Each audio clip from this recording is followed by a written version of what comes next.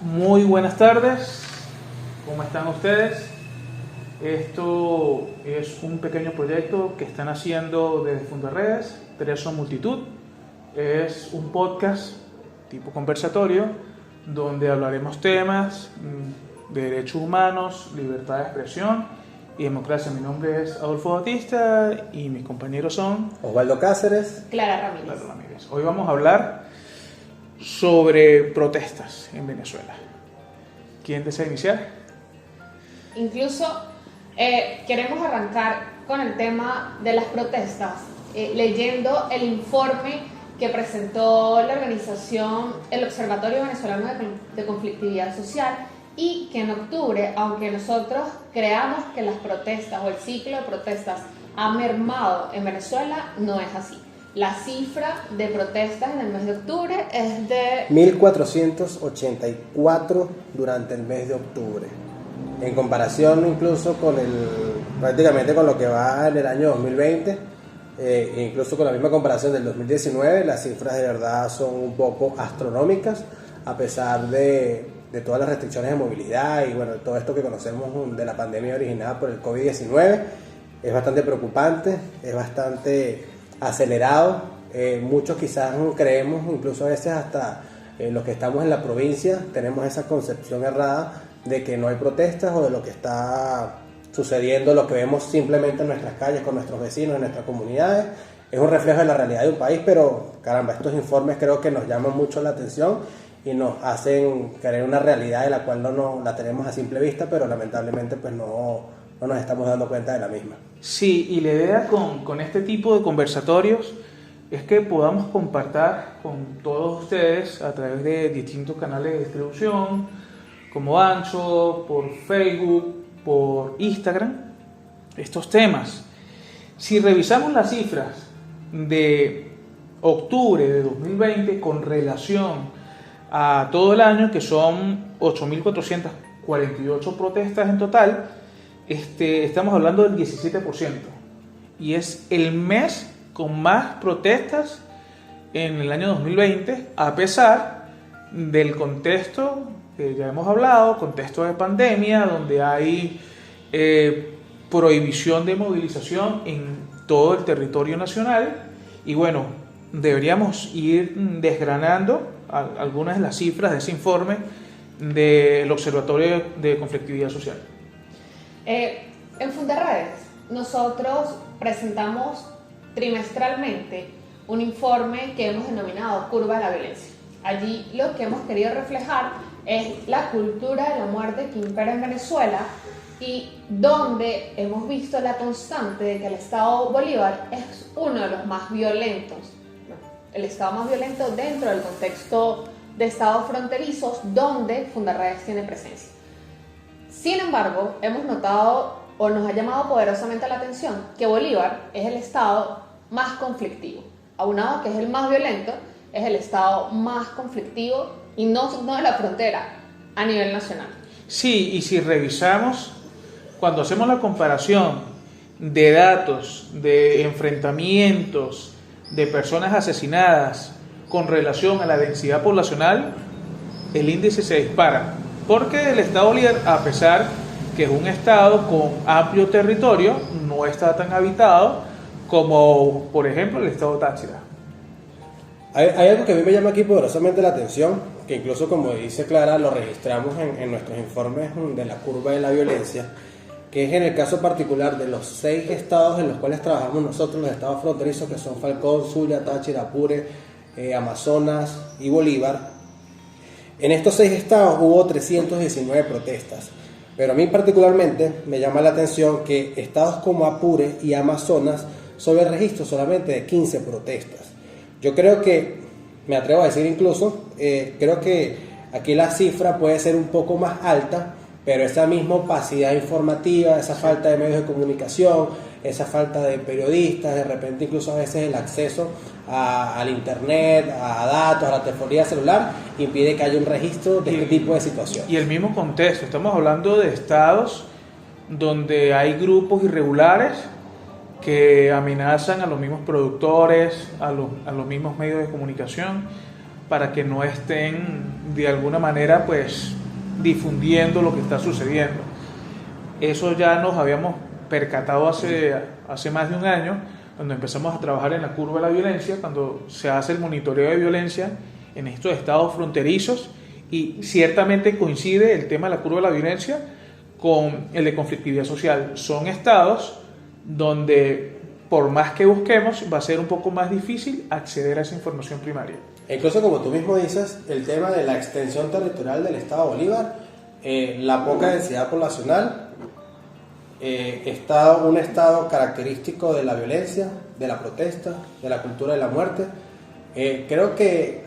Yo creo que de verdad Bolívar le está haciendo un llamado a la reflexión a todo el país, incluso no solamente a los ciudadanos, a la sociedad nacional, sino incluso también a la misma sociedad internacional, a toda la región, bueno, incluso por su diversidad geográfica, de atmósfera, su economía, su frontera con otras naciones. Creo que de verdad esto incluso es un llamado a la atención a la capital de la República, lo que ocurre en la frontera, por más lejos, por más distante que está de la ciudad capital, creo que es un llamamiento de verdad bastante importante, incluso bastante preocupante, porque por más que estemos en la provincia, que estemos a miles de kilómetros del centro del país, creo que la mirada hay que girarla a los estados fronterizos. En el caso particular de Bolívar, les soy sincero, a mí me preocupa mucho lo que está ocurriendo en esta entidad territorial venezolana por estas cifras de verdad tan alarmantes, no solamente en temas de protestas por gas, por salud, por educación, por combustible, por alimentos, por docentes, pensionados, jubilados, cualquier cosa, sino incluso por lo que está pasando a nivel de la violencia, que incluso nosotros desde Fundarredes venimos registrando desde hace tiempo. Ahora, ya que no tocas como esos ítems, tal vez, y como lo mencionaba al principio, quizás para algunos la percepción de la protesta se haya perdido o se haya evaporado, pero ¿por qué están protestando los venezolanos? ¿Qué situaciones los llevan a ellos a reclamar, a hacer un llamado de atención? Mira, hay una cifra que es que si la observamos es algo increíble. En octubre, la protesta que tuvo más resonancia, la que más se hizo a nivel nacional, fue por gas doméstico. 431 protestas en octubre por falta de gas doméstico en un país donde, si tú vas a zonas del estado Zulia o al oriente del país, se quema el gas. Increíble. O sea, la protesta la más recurrente en el país es gas doméstico. Continúa servicio eléctrico, 314 protestas. Continúa combustible, protesta por combustibles, gasolina, 284 protestas y 221 por agua. O sea, estamos hablando que las protestas son por servicios básicos en su mayoría y que son esenciales para la vida, para poder las personas tener una vida digna. Claro, ¿y qué sucede? Que es una realidad en el país que cuando no puedes acceder de primera mano a estos servicios básicos, se crea un mercado paralelo. Lo mismo sucedió con los alimentos. ¿Y qué protesta, qué manifiestan estas personas que salen dentro de sus caseríos, sus pueblos, que incluso el Observatorio de Conflictividad Social hacía referencia a que donde más se está protestando es en pequeños caseríos, en pequeñas ciudades, y lo vemos reflejado. El estado Táchira, un estado que ha sido constantemente criminalizado en muchos aspectos y que se nos ha restringido al acceso de servicios básicos desde hace muchísimos años, es un estado donde se presentan menos protestas en comparación con otros estados. ¿Por qué? Porque las mismas se están llevando a cabo en pequeños caseríos, en pequeñas aldeas, en pequeñas ciudades. Sin embargo, cuando se les consulta a las personas que las lleva a protestar, es que conocemos que es una realidad a nivel nacional, que el acceso al gas no es tan sencillo, el acceso a combustible tampoco, pero se crea un mercado paralelo que te lo cobra en moneda extranjera. Y muchas de estas personas no tienen cómo acceder a dólares. En el caso de la mayoría de estados fronterizos, no tienen cómo acceder a pesos, y los lleva a protestar. ¿Por qué? Porque se ha pulverizado el salario del venezolano, lo que reciban por salario los funcionarios públicos, los pensionados, los jubilados, no les alcanza para absolutamente nada. Entonces, cuando no tienes cómo comprar una bombona de gas en el mercado negro porque no tienes dólares, porque no tienes pesos, ¿qué haces? Salgo a protestar, porque si no tengo cómo, no tengo electricidad, que es el segundo servicio básico por el que más la gente ha protestado, ya que no puede acceder a él, tengo que ir a cortar leña. Aparte que estoy dañando el medio ambiente, genero daños en la salud, en mi salud y en la de mis vecinos.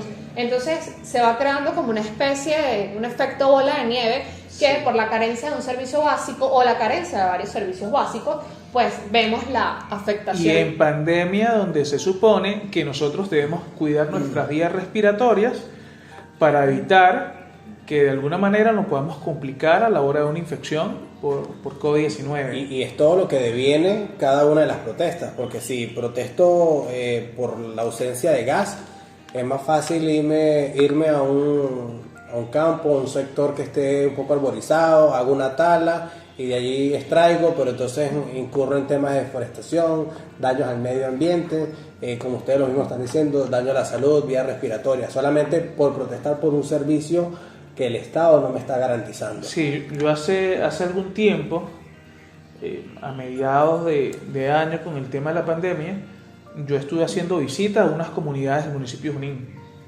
Y era increíble que esas comunidades alejadas del centro del municipio, más que todo eran caserío, de invasiones, de nuevas, hablemos de nuevo urbanismo, nuevos lugares donde la gente se está asentando.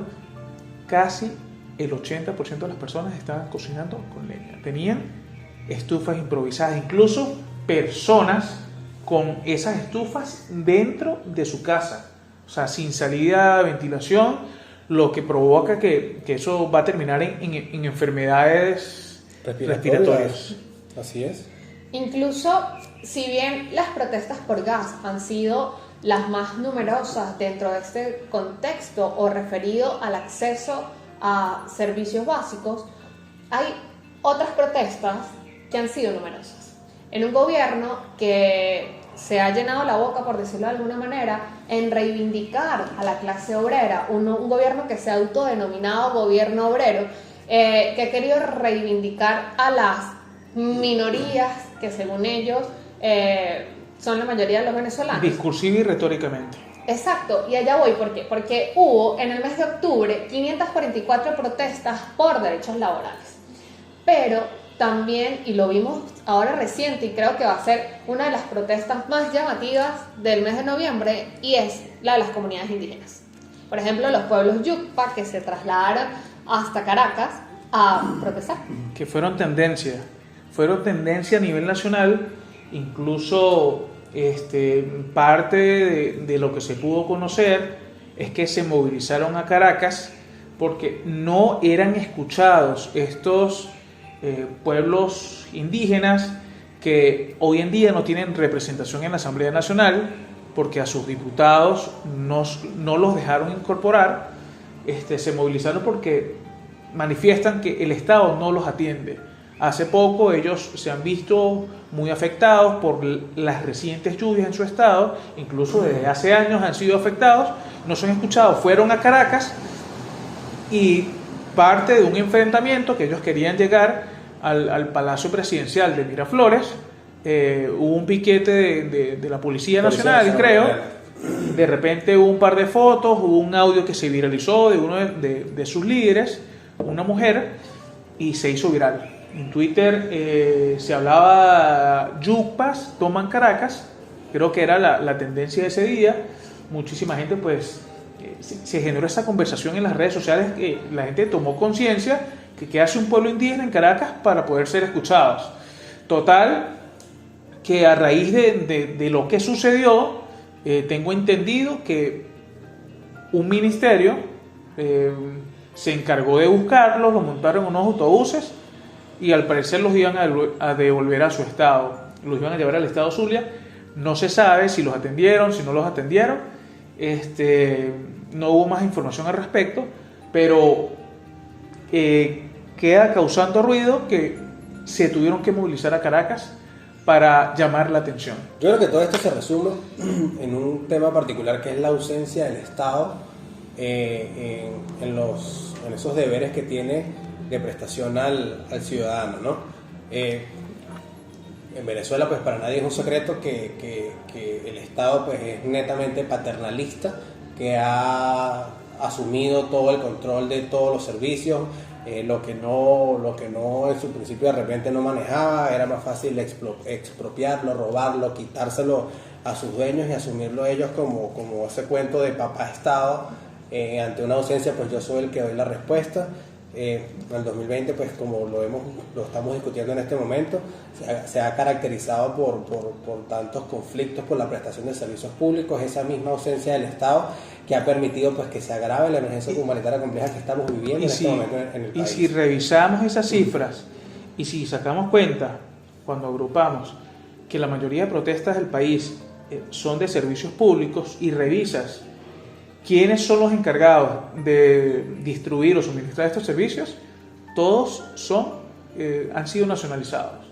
El Estado es el dueño, es el garante, y resulta que la gente tiene que salir a la calle porque no tiene electricidad, porque no es solamente no tengo electricidad, es que en estados donde no hay gas, las personas no pueden alimentarse. Si hay ahorita con el tema de la restricción por la pandemia, que los docentes deben dar clase en línea, en un país donde no hay internet. No hay internet, no hay electricidad, los docentes sin equipos, es bastante precaria la situación. Y no, estas son cifras para revisar y para que nosotros conversemos en casa. Debemos de una u otra forma romper las barreras que mantienen a las personas aisladas. Y hay esfuerzo, la gente está reclamando de distintas formas, en concentraciones, en cierres de avenidas o calles, a través de un pancartazo, a través de una marcha, a través de un cacerolazo, de distintas formas, pero las personas se están expresando. Y todas las organizaciones de derechos humanos del país están documentando estas situaciones. No hay que quedarnos callados, hay que exigir nuestros derechos porque el Estado debe garantizarlos. Pero también que esto es un llamado a la atención a todos los ciudadanos a que despertemos, a que reaccionemos, a que observemos de primera mano lo que está ocurriendo. Como dices tú, Fito, ese tema, agradecer también a todas las organizaciones no gubernamentales, a los ciudadanos interesados o desinteresados que de alguna u otra manera pues documentan cada uno de estos hechos. Aquí en estos momentos creo que con esta profundización de la emergencia humanitaria compleja que estamos viendo en Venezuela, documentar todo tipo de casos importante, es vital, es un factor número uno para que tengamos un registro de lo que ha venido ocurriendo y quizás de lo que siga ocurriendo más adelante al término del 2020 a inicio del 2021. Debemos visibilizar toda situación, toda vulneración de derechos humanos. Si vamos a protestar con nuestros vecinos, pues tratemos de tomar una foto, de hacer un audio, hacer un video, hacerlo llegar a los periodistas locales, hacerlo llegar a organizaciones defensoras de derechos humanos, para que quede constancia. Porque cuando una situación no se documenta, básicamente deja de existir en un par de días. En lo que respecta, por ejemplo, a conflictividad, que es lo que discutimos ahorita, octubre se perfiló como el mes más conflictivo de todo el 2020. Sin embargo, hemos visto cómo noviembre ha estado tan marcado por todo este tema económico, por el tema del alza del dólar en el mercado paralelo, donde, y lo mencionaba antes, el salario del venezolano se ha visto pulverizado, donde en octubre un venezolano ganaba menos de $2, que evidentemente no va a cubrir jamás la canasta básica familiar. Esperaremos el informe del mes de noviembre. Sin embargo, ¿qué nos espera para cerrar el año?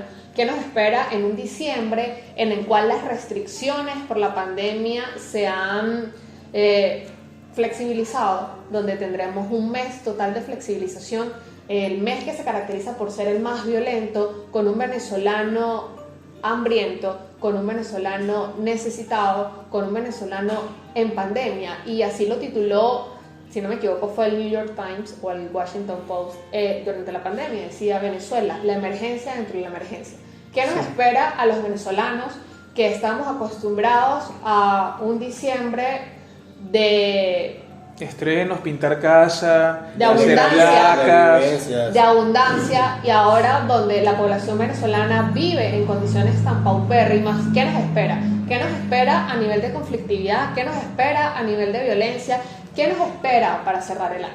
Y un año bastante difícil, porque a diferencia de los años anteriores, este año hay crisis mundial debido al coronavirus. Muchos connacionales tuvieron que regresarse a Venezuela porque perdieron sus empleos, y estamos hablando que es menos dinero que está entrando al país a través de las remesas familiares, y entonces eso implica que las personas tengan menos recursos aquí y deban protestar porque no tengo gas, porque no tengo cómo alimentarme, por la educación, por la gasolina, por X, Y o Z. Y si tengo gas, no tengo comida. No tengo comida.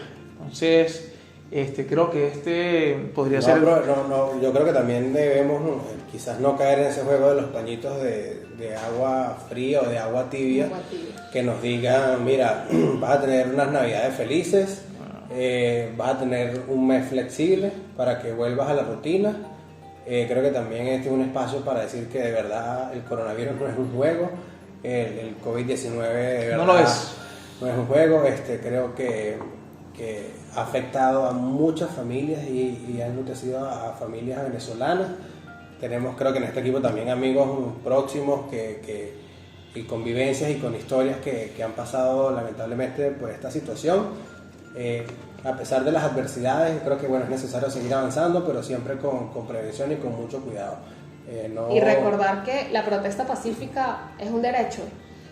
Diciembre también está marcado por un evento electoral que la mayoría de los países o que la comunidad internacional no reconoce como tal, donde se está llamando también a una consulta popular y que sin lugar a dudas puede derivar en protestas. Sí. La gente exigiendo su derecho. Me gusta este a término que decidir. utiliza Clara. Yo puedo decir que ahorita en diciembre usted, o durante cualquier año o día de su vida, usted puede protestar y puede documentar. Nunca se le olvide eso. Yo creo que es un factor clave en nuestro día a día. Así es. Yo creo que podemos dejar hasta aquí este podcast, este primer podcast. De verdad que es un experimento, es algo que queríamos hacer desde hace mucho tiempo y que va a permitir que tanto nosotros podamos intercambiar ideas y compartir con todos ustedes estos temas que a veces no llegan a los hogares debido... Ustedes mismos incluso interactúen con nosotros y nos participen, nos digan incluso de repente Pueden qué tema escribirnos sería bueno, una recomendación. en las redes sociales de Fundarredes o las de nosotros, nos pueden escribir. Esto fue Tres son multitud. Tres son multitud. No siempre. Nos vemos en el próximo capítulo. Gracias.